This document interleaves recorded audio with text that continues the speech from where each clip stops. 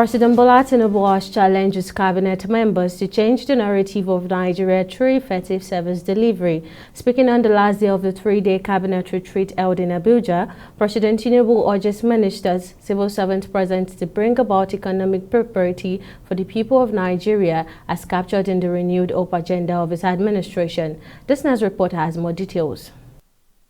The seriousness of the task at hand could be seen as the president reels out the deliverables after he had earlier directed the reactivation of the presidential delivery tracker to empower Nigerians to track the implementation of projects across the country in real time. The responsibility we bear are not just titles.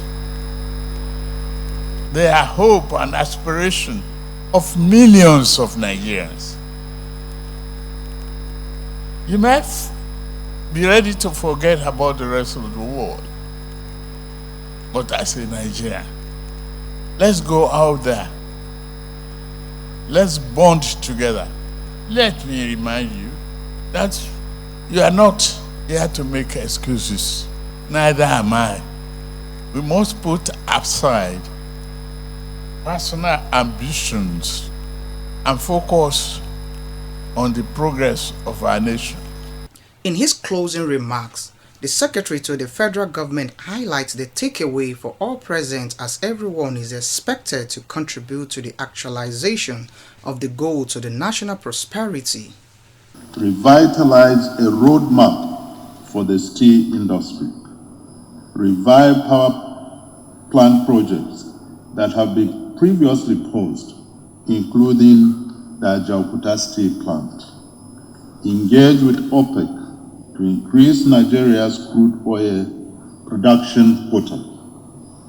Drive investments into upstream petroleum sector with clear targets while making provisions for sanctions for non-performance and inefficiencies.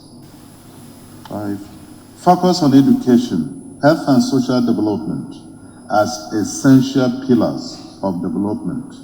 Here, we are to open up the sports sector for business by attracting infrastructure incentives and investments. Achieving the president program for the country will require the collaborations of the political appointees and the civil servants who drive policies through various ministries, departments and agencies.